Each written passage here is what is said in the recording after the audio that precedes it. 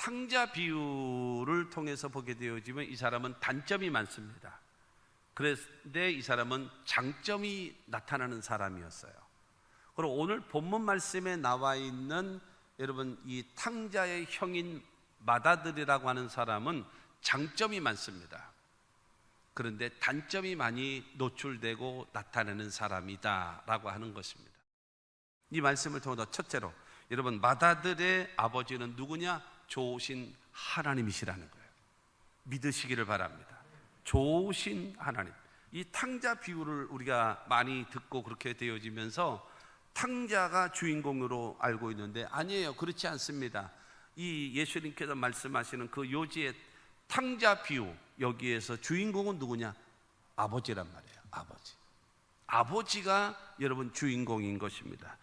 어느 집에 두 아들이 있었어요. 두 아들이 있었는데 둘째 아들이 아버지한테 요구하는 겁니다. 나에게 상속 주실 것을 미리 주시면 좋겠습니다. 여러분, 상속이라고 하는 것은 아버지의 고유 권한입니다. 자식에게 무조건 줘야 한다라는 그런 원칙도 없는 것이고, 나라에다가 여러분 기여할 수도 있고 사회에다가 여러분 기여할 수도 있는 것이고 자식에게 줄 수도 있는 거 아니겠습니까? 그런데 이 둘째 아들이 자기에게 그 유산을 주실 것을 미리 주시면 좋겠다라고 요구하는 그 말을 듣고 나서 이 아버지가 그래 좋다, 내가 너에게 새로운 기회를 주마라고 하면서 해봐라 그러면서 재산을 나누어서 그 둘째에게 주었습니다. 근데 그 둘째는 그 재산을 받아가지고 아버지의 간섭 가운데 있게 하고 내가 새롭게 독립하기를 원한다는 마음 자세를, 그 마음을 갖고 집을 떠나버렸어요. 집을 떠나서 여러분 사는데 자유로울 것 같고 행복할 것 같았는데 여러분 그렇지 않습니까? 돈을 모으기 위하여 애를 쓰고 힘들게 돈을 벌어 봤어야 이 돈이 귀한지를 알죠. 아버지로부터 그냥 공짜로 얻어진 것이기 때문에 뭐 하며 살 수밖에 없어요. 허랑방탕하며 사는 거예요. 돈을 모으는 게 쉽습니까? 여러분 쓰는 게 쉽습니까? 여러분 쓰는 게 쉽죠. 그런데 더군다나 설상가상으로 거기다가 흉년까지 오게 되어지니까 그러다 보니까 돈이 쑥쑥쑥쑥 빠져나가는 거죠. 그러니까 돈 떨어지니까 친구도 떠나가고 그렇게 되어지면 신발도 떨어진다네요. 그렇게 자기가 여러분 전락해 버리고 말았습니다. 그래서 어느 정도까지 전락을 했는가 하면 이스라엘의 직업에는 귀천이 없습니다만은 그러나 그들 중에서도 귀한 직업이 있고 천한 직업이 있는데 가장 천한 직업 중에 하나가 바로 뭔가 하면은 돼지 치는 자입니다. 돼지 치는 자. 목자에 대한 인식도 별로 이렇게 좋지는 않습니다. 그러나 여러분 돼지는요 성경에 보면 부정한 짐승 아닙니까? 부정한 짐승을 기르는 사람들은 가장 핫질의 직업이다라고 여겨지는 겁니다. 그러니까 이 탕자가 그 핫질의 직업인 이 돼지를 키우는 일에 그 일을 종사를 하고 있었어요. 그러다가 그 뭐 강낭콩 같이 생겼나요? 그 안에 이렇게 껍질이 있가지고 그 안에 콩이 있고 그거를 이렇게 쪄가지고 그 다음에 아니면 그냥 주던가 해서 돼지에게 먹이는데 그거를 통해서라도 자기가 좀 요기를 하고 싶은데 그것이 여의치 못하는 거예요. 그래서 내가 이 부잣집 아들이 내가 여기서 굶어 죽게 생겼다, 이 마음을 가지고 내가 아버지께로 돌아가야 되겠다 결단하고 나서 아버지 집으로 돌아갑니다. 누가복음 15장 21절 말씀 보면 아들이 이르되 아버지 내가 하늘과 아버지께 죄를 지었사오니 지금부터는 아버지의 아들이라 일컬음을 감당하지 못하겠나이다 라고 말하면서 아버지께로 되돌아옵니다. 아버지는 그 말을 듣고 나서 그 말엔 전혀 아랑곳하지 않고 22절과 23절을 통해서 말합니다. 아버지는 종들에게 이르되 제일 좋은 옷을 내어다가 입히고 손에 가락지를 끼우고 발에 신을 신기라. 그리고 살찐 송아지를 끌어다가 잡아라. 우리가 먹고 즐기자. 여러분 아버지는 무슨 소리냐 그러면서 여러분 제일 좋은 옷을 가져다가 입혀라. 부잣집 아들의 옷. 그 다음에 여러분 이 손에 가락지, 인장, 재산, 권세를 말합니다. 권세. 이 아무나 도장, 그 인장 갖고 다니는 게 아니기 때문이죠. 그 다음에 여러분 발에 신을 신기라. 그 당시에 노예들은 신발을 신지 않았어요. 왜냐하면은 도망갈까봐 신발을 신기질 않았거든요. 그러니까 보호를 말하고 새로운 도전을 말할 수 있습니다. 그리고 살찐 송아지를 끌어다가 잡아라, 우리가 먹고 즐기자, 모든 동네 사람들 불러다가 잔치를 베풀면서 이 아들은 내 아들이다 라고 다시 모든 사람들 앞에 여러분 공포하는 겁니다. 그러면서 24절 말씀 보면은 이 내 아들은 죽었다가 다시 살아났으며 내가 잃었다가 다시 얻었노라 하니 그들이 즐거워하더라. 탕자가 돌아왔을 때에 아버지는 기뻐하면서 죽었다가 다시 살아난 내 아들이고 잃어버렸다 되찾은 내 아들이다 라고 하면서 제일 좋은 옷을 입히고 가락지를 끼우고 발에다가 신을 신기고 잔치를 베풀면서 아들로 모든 사람들 앞에 공증되게 인정받게끔 만들어주는, 그러자 모든 사람이 즐거워했다라고 성경은 말하고 있는 겁니다. 누가복음 15장 7절은 우리에게 말하고 있습니다. 내가 너희에게 이르노니 이와 같이 죄인 한 사람이 회개하면 하늘에서는 회개할 것 없는 의인 99으로 말미암아 기뻐하는 것보다 더하리라. 예수님 말씀하십니다. 여러분, 이것이 하나님의 마음이라는 거예요. 죄인 한 사람이 회개하고 돌아오면 천국에서 회개할 것이 없는 의인 99명으로 인하여 기뻐하는 것보다도 더 기뻐하고 더 축제, 더 잔치, 더 감사하면서 하나님께 영광을 돌리는 그와 같은 일이 있다. 바리새인아, 서기관들아, 너희들은 이러한 마음을 가지면 안 되겠냐? 라고 여러분 말하고 있는 겁니다. 먼저 믿는 저와 여러분들을 향하여서, 여러분 이제 예수를 처음 믿는 사람들, 그 다음에 예수를 믿어야 될 많은 사람들을 향하여 그와 같은 마음, 한 마리 양을 되찾아도 기뻐하는 목자의 마음, 잃어버린 드라크마를 되찾은 다음에 기뻐하는 부인의 마음, 아버지가 아들이 돌아옴으로 인하여 죽었다가 살아났고 잃어버렸다가 되찾은 아들이라고 하면서 기뻐하는 그와 같은 마음 가지고 신앙생활하면 안 되겠냐라고 말하고 있다라고 하는 것입니다. 두 번째로는 마다들의 밝은 명, 장점입니다. 마다들의 밝은 장점. 여러분, 이 탕자의 형인 이 마다들에게는 장점이 많았습니다. 그 중에 하나가 25절 말씀 보면 마다들은 밭에 있다가 돌아와 집에 가까이 왔을 때에 풍악과 춤추는 소리를 듣고, 여러분 이 마다들은 항상 뭐 하는 사람인가 하면 밭에서 일을 하고 있었어요. 성실한 사람이죠. 성실한 사람, 자신의 일에, 자기의 맡겨진 일에 열심히 성실하게 일하는, 탕자가 돌아왔을 때에, 그 다음에 탕자를 위해서 잔치를 베푸고 있을 때에, 그때도 마다들은 변함없이 여러분 밭에서, 아버지의 밭에서 여러분 일을 하고 있는 성실한 사람. 여러분, 부모가 자식을 줄 때, 자식에게 유산을 줄 때에 아들이 둘이 있다면 재산을 3으로 나눕니다. 3으로 나눠서 1은 둘째에게 주고 2은 해가지고 큰아들에게 줍니다. 그러니까는 이 맏아들에게는 여러분 재산에 그러니까 갑절로 주는 겁니다. 다른 아들보다도 갑절을 줘요. 그러니까는 이 둘째 아들이 아버지로부터 재산을 받아가지고 나갔잖아요. 그러니까 나머지의 모든 것들은 바로 뭐 할 수 있는 건 다 자기 겁니다.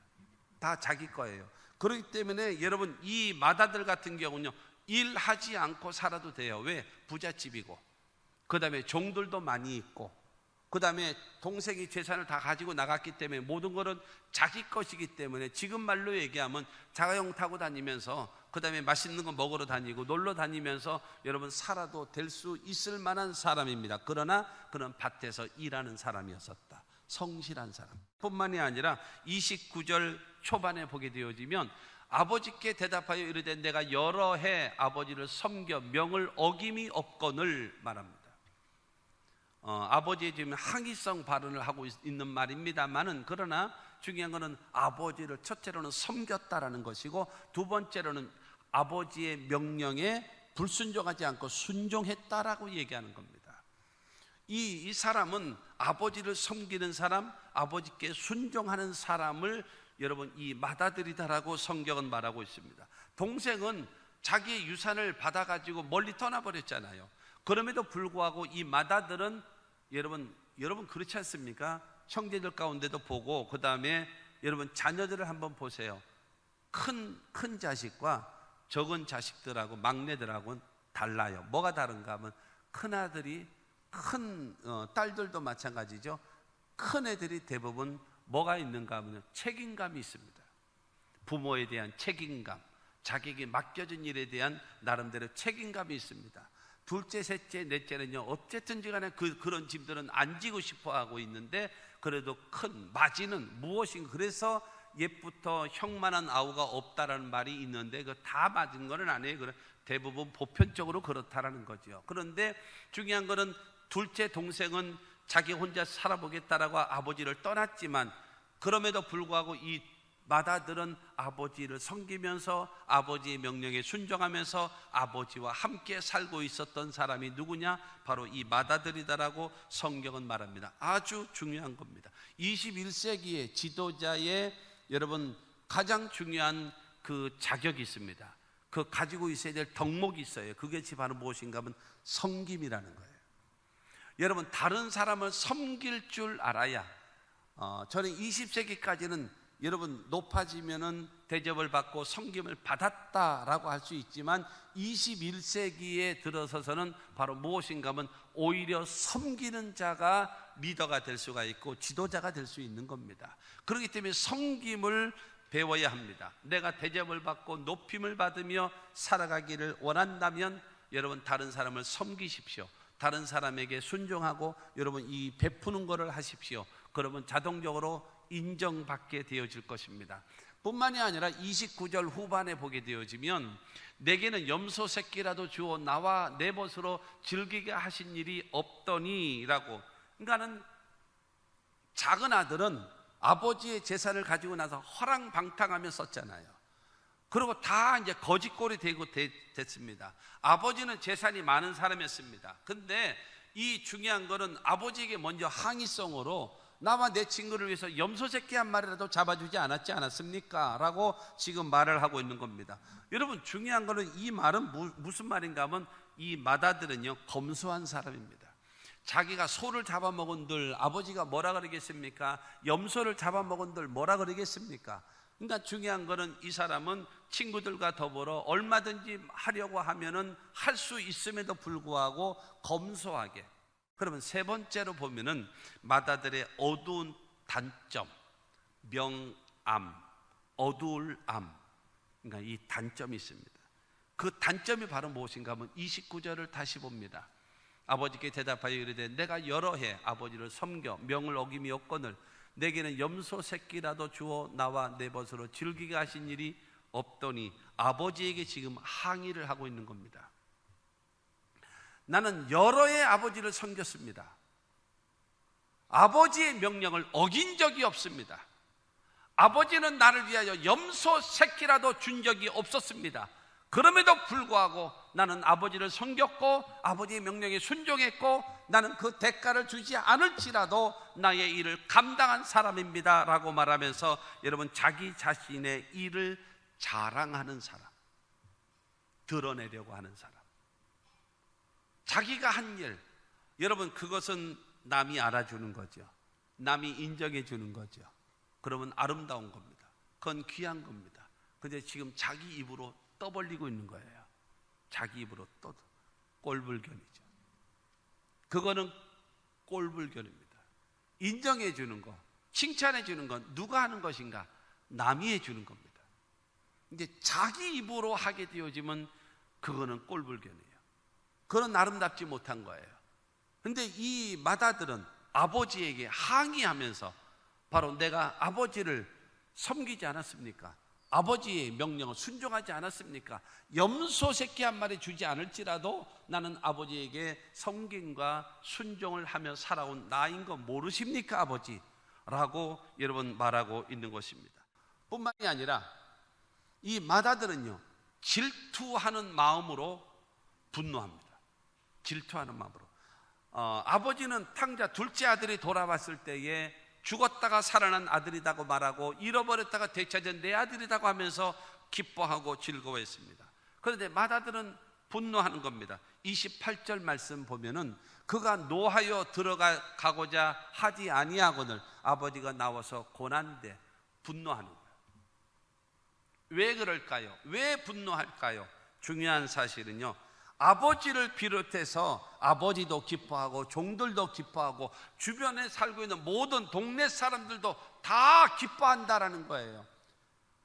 왜 저놈이 그렇게 축하를 받을 일이 뭐가 있냐 이거예요.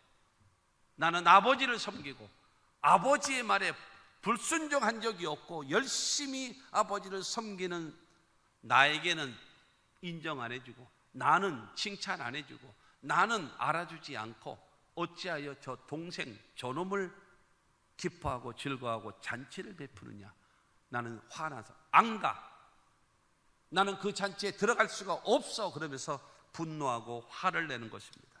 여러분 왜 그럴까요? 질투 때문입니다. 나를 알아주지 않고 나를 인정해 주지 않고 나를 칭찬해 주지 않기 때문에 오히려 여러분 질투하는 마음으로 그와 같은, 그러니까 중요한 거는 내가 받아야 될 사랑을 남이 받는 거, 내가 받아야 될 인정을 남이 받는 거를 못 견디는 거예요. 견디지 못하는 겁니다. 자신의 장점이 인정받지 못함으로 인한 분노 뿐만이 아니라 30절 말씀을 보면은요, 아버지의 살림을 창기들과 함께 삼켜버린 이 아들이 돌아오매 이를 위하여 살찐 송아지를 잡으셨나이다. 동생이 돌아온 것을 보고 여러분 그 동생의 잘못을 지적하고 있습니다. 아버지의 재산을 저 창녀들과 함께 허람방탕하면서 다 허비하고 낭비하고 거짓골대서 돌아오지 않았습니까? 그런데 저 아들을 위해서 송아지를 잡아서 잔치를 베푸십니까? 나를 위해서 염소 새끼 한 마리도 안 잡아주더니, 그러니까는 여러분 이 마다들과 같은 사람은 무엇인가 하면 상대방의 단점을, 상대방의 실수를 용서하지 않고 그들을 비난하는 거예요. 올바르지 못한 거죠. 여러분 우리가 하나님의 은혜를 받고 하나님의 도우심을 받고 살아가고 있으면서 여러분 중요한 거는 내가 용서를 받으려면 남을 용서해 줄 줄 알아야 되는데, 예수님 말씀하신 것처럼 비판을 받지 아니하려거든 비판하지 말라 하셨는데 이 마다들은 용서를 못하는 거예요. 그리고 그들을 사정없이 몰아붙이면서 여러분 비판하며 살아가고 있는 겁니다. 율법은요, 법이라고 하는 것은 죽이는 겁니다. 은혜는 덮어주는 거 아니겠습니까? 같이 사는 거 아니겠어요? 예수님이 하시는 말씀이 바로 이와 같은 것을 말씀하고 있어요. 더불어 함께 가야 되지 않겠냐. 뿐만이 아니라 하나 더 이야기하면은 29절을 다시 봅니다. 아버지께 대답하여 이르되 내가 여러 해 아버지를 섬겨 명을 어김이 없거늘 내게는 염소 새끼라도 주어 나와 내 벗으로 즐기게 하신 일이 없더니 아버지의 재산을 창기와 더불어 다 말아먹고 거짓골대도 돌아온 저를 위해서 잔치를 베푸십니까? 라고 하면서 아버지에 대한 원망, 아버지에 대한 불평입니다. 아버지는 나에게 대해서는 인정머리가 없으십니다. 나에게는요 관심이 없으십니다. 나는요 사랑하지도 않아요. 아버지는 동생에게 재산도 주셨고 나에게는 뭘 주셨습니까? 나와 내 친구들을 위해서 염소 새끼 한 마리도 안 주지 않았습니까? 라고 말하고 있습니다. 동생을 위해서는 거짓골대서 돌아온 저를 위해서는 송아지라도 잡아주셨지만 내가 아버지를 섬기면서 순종하지 않은 것이 없는 나를 위해서는 염소 새끼 한 마리도 안 주지 않았습니까? 라고 하면서 아버지에 대한 공격을 하고 있어요. 원망을 하고 있어요. 불평을 하고 있는 겁니다. 일보다 더 중요한 것이 뭐예요? 관계거든요. 일보다 더 중요한 것은 관계입니다. 그런데 이 여러분 큰아들은요 관계가 잘못되어 있어요. 아버지에 대한 좋은 거는 다 잊어버리고 나쁜 것만 기억하고 있는 겁니다.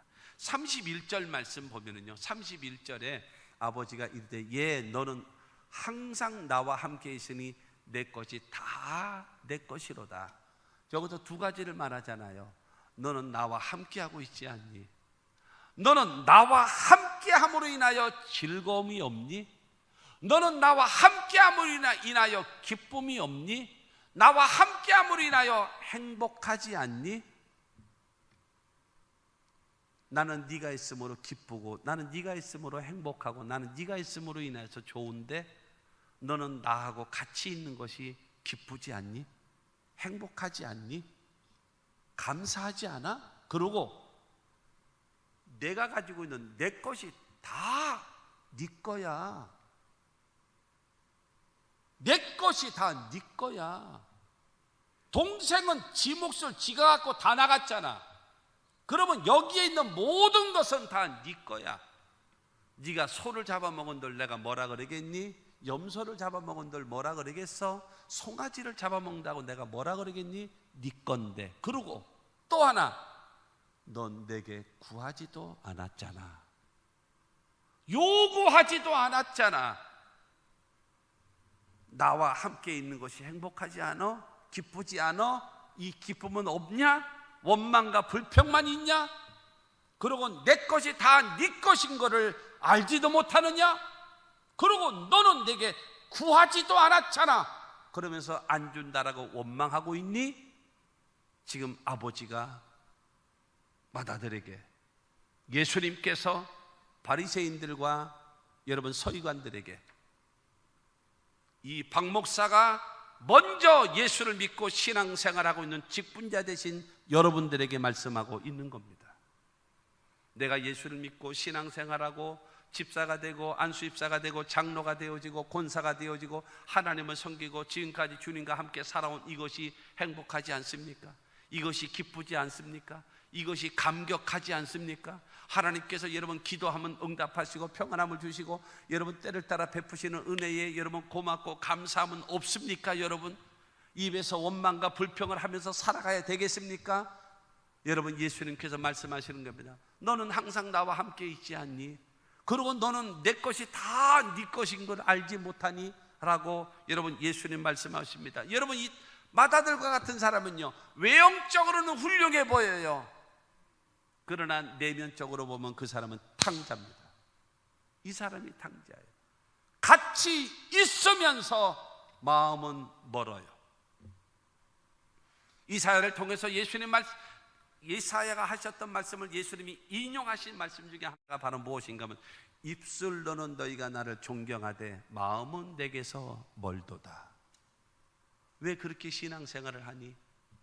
왜 그렇게 신앙생활을 해? 라고 말하고 있습니다. 결론적으로 말씀드립니다. 32절 말씀 보면, 이 내 동생은 죽었다가 살아났으며 내가 잃었다가 얻었기로 우리가 즐거워하고 기뻐하는 것이 마땅하다 하니라. 예수님 말씀하십니다. 그 바리새인과 그 서기관들에게 말하고 있습니다.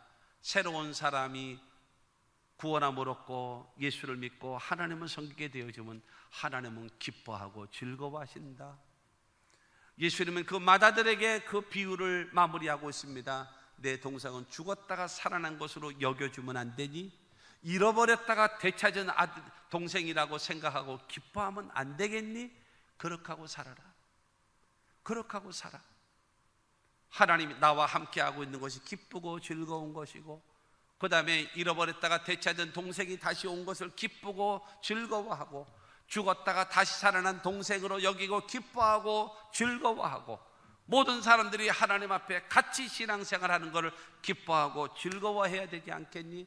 여러분 여기서 마다들이 생각하지 못하는 것이 있어요. 내가 인정받아야 되고 내가 사랑받아야 되고 내가 다른 사람들 앞에 관심에 있어야 될 사람이라는 마음을 갖게 되어지면서 동생을 잊어버리는 거예요. 내가 동생을 사랑하고 동생을 관심 갖고 동생을 돌봐주고 그 다음에 돌아온 것으로 인하여 기뻐하고 즐거워하며 함께 신앙생활하는 해야 할 것을 잊어버리는 사람이다 라고 하는 겁니다. 여러분 마다들과 같이 아버지를 떠나지도 않고 성실하게 살았고 섬기면서 그 다음에 여러분 순종하면서 살아왔습니까? 여러분 더해 주지 않은 것으로 인하여 원망 불평하지 말고 아버지와 함께 하고 있는 이 자체로 인하여 행복하게 여기시고 기쁘게 여기시고 감사하게 여기시고 다른 사람을 나보다 낫게 여기며 섬기면서 살아가는 저와 여러분, 거기에서 오는 기쁨과 즐거움과 감격이 넘치는 하나님의 사람들이 되시기를 주님의 이름으로 축원합니다.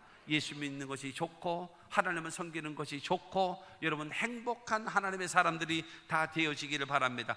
감사하면서 살면 모두 다 행복한 겁니다. 모두 다 여러분 살만 나게 되어집니다. 그러나 내가 불평하게 되어지면 모두 다 불편해지는 겁니다. 우리 모두 감사하며 살고 하나님께 감사하고 여러분 가족에게 감사하고 성도들과 더불어 감사하고 여러분 감사하며 살아가는 여러분 모두가 되시고 행복한 하나님의 사람들이 되시기를 주님의 이름으로 축원합니다.